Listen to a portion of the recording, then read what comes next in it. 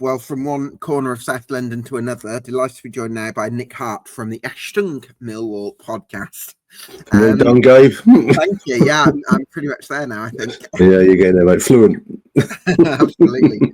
So 2-1 victory for Millwall at Norwich. Yeah. Picking up from where you left off, I guess, at the end of last season. Yeah, really good showing, Gabe. I mean, the first half was a fairly kind of tight affair. I thought Norwich probably had the majority of possession without creating too much in the way of chances. I think our goalkeeper only had to make one save, and then we came close towards the end of the first half. Second half, though, we really did take it up a gear. Really impressive second half from Millwall, and we really took the game to them. And probably should have had more than the 2 goals that we actually got, which is a step forwards, because I think we averaged 1 goal a game pretty much last season, and only conceded 1 goal a game, which is the other side of the coin. But we do need to score more goals, and strong signs on Saturday. It was a really strong performance, great away day. Great to see the likes of Camille Negley getting amongst the goals, one of our record signings, our record signing, not one of them. And also the forgotten man, Macaulay Langstaff, getting on the end of a beautiful pass, a work of art. Gabe, it was one of those paintings that should be hung in the National Gallery. A ball from Alfie Doughty, a Millwall fan, forwards into the path of Macaulay, who put it away like Toto Schillaci, 1990 era. It was wonderful stuff to see. One for your older listeners. Do you have any older listeners? We'll find out in the comments. Toto Schillaci, older listeners. It's beautifully put away. 2-1 and a magnificent win. Really good start to the season. So yeah, no, it's good. Enjoyed it. Absolutely. I'm sort of having to double take hearing a Millwall goal just being described as a work of art, Nick. Yeah, well, this is the new era, mate. This is the new era at the Den. Yeah.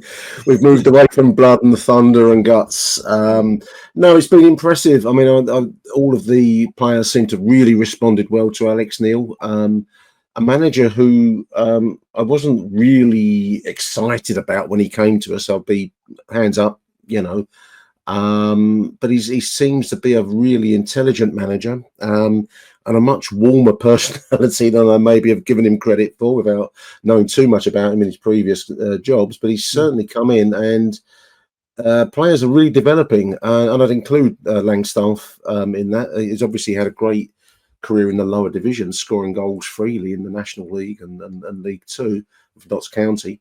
Yeah, came to us last season and has been a bit of a in the wilderness a little bit. So it was just magnificent to see him get on the end of a beautifully weighted pass and put it away so well. It was quite interesting listening to Alex Neil in the week. He was on one of the radio stations saying how he'd worked with Macaulay, telling him to not go for the kind of hero shot, just put it on target, do what you do, and get away from the kind of idea that every goal's got to be a world-class top left-hand corner blast. Yeah. And I think Saturday was good evidence of that. So there's a lot of other players improving around. I actually don't really want to come on your show anymore and talk about us because I like being the dark horse under the radar. So this is the first and last time I'm going to be on your show this season, Gabriel Son. Only joking.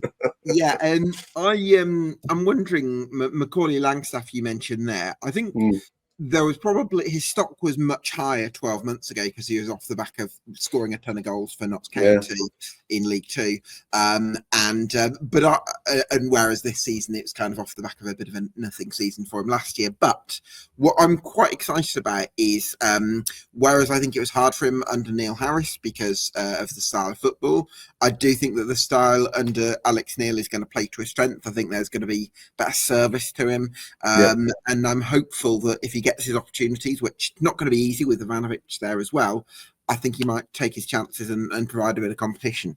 Yeah. Well, I mean, it's a rare thing to see 2 strikers in a modern game of football. And, for a long time at the Den, we've had just the sole striker, the target man that you pump the ball forwards. And that's not Macaulay. I mean, there's no point in using a player in a position where he's not going to shine. I do think that Alex Neil's worked out his strengths. And running onto the ball put in front of him like we saw Saturday, it seems to be his strength. So, at last the penny has dropped. And I also take my hat off to him because I'm sure it would have been easy for him to ask to be loaned out and get away from the a club where, you know, he's come in with high hopes, the track record we've mentioned, the goal scoring record, and it just hasn't worked out for him. So to get amongst it and to be seen as a valid member of that squad, and it was quite noticeable when he got the winning goal, as it turned out Saturday. He had a team surrounded him and pushed him forward to take the applause at the end of the game. It was really nice to see it. A lot of team support, really good vibe around the club. But yeah, no, all I want to say to every other club manager watching this show is we're playing old school lumpet football, park the bus. You'll get the Millwall you know and love. That's all I'm going to say on it. Absolutely. Camille Negley, Nick, he has a bit of a fierce shot on him, doesn't he? He looks like a wonderful player. The goal, the first goal, was a crossing from Tristan Kramer from the right side into. Yeah, nice, because he's a centre half by trade, Tristan Kramer. So to centre half, doubling up as a really good right back. He'd made a couple of crosses earlier on that, as I keep making the same jokes, I'm going to make it on your show because you won't have heard it yet. But when I teed off on the driving range the other day, I also sent my crosses off at 45-degree angles to the straight line that I wanted. And that was a couple of Tristan's crosses went straight into behind the byline. So I thought, oh God, this is going to be a long afternoon, you know.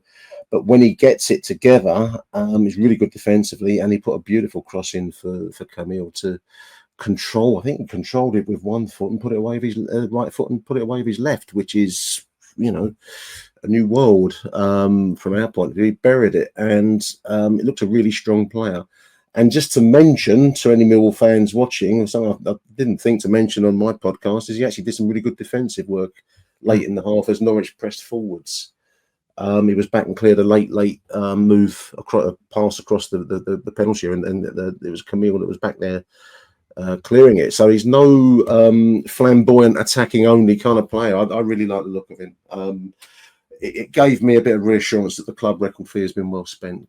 You know, he absolutely buried it. And if we can just discount the slapstick equaliser, which was the kind of thing that you get in comedy films, you know, apart from that, was a really, really strong display. And the goalkeeper, Bender, really good display. Apart from that one moment of kicking the ball out and it hitting the backside of Josh Sargent, the most expensive backside in football, the most lethal backside in football. Expensive backside. When it went in the net. Where do you do? He was running away from the ball, and the goalkeeper kicked it and hit him on the arse, and it's gone in the net. And that's for an £18 million striker, that's gold dust, isn't it? If you can even turn your bum into goal scoring, you know, material. There we Absolutely. are. But no, it all worked out well in the end. And also Femi Aziza missed an absolute screamer of a chance. I mean, how that went over the bar, I still don't know. I don't think Femi would know, because I would normally back him to bury it. So a lot of storylines worked out really nicely Saturday. It was a good day out and really enjoyable win. So, you know, optimism levels have turned up to 11 at the Den right now. It's yeah. All we've got to do is go for the season unbeaten. That's all we've got to do to keep the optimism at the levels they're at the moment. Yeah. So has that kind of whet your appetite for the rest of the season then, Nick? Blimey, I think everyone can't wait for the next. We've got to go to Newport. This has got a high banana skin, you know, shoot us down in flames potential. That's tomorrow night in the Caribou Cup, Newport County away. But no, we've got Middlesbrough next Saturday. It's going to be a very, very good atmosphere at the Den for that one. And it was a big test on Saturday, in all seriousness. I thought, you know, Norwich have spent big. They've got a decent looking squad. They looked a bit rusty and not quite at the races, but they will improve.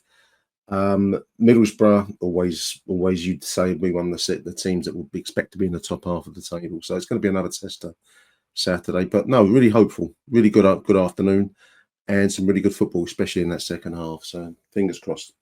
Encouraging stuff. Nick, thanks so much for joining us. You're welcome. Keep up the great work on the podcast. Fantastic. Thank you, mate. Cheers.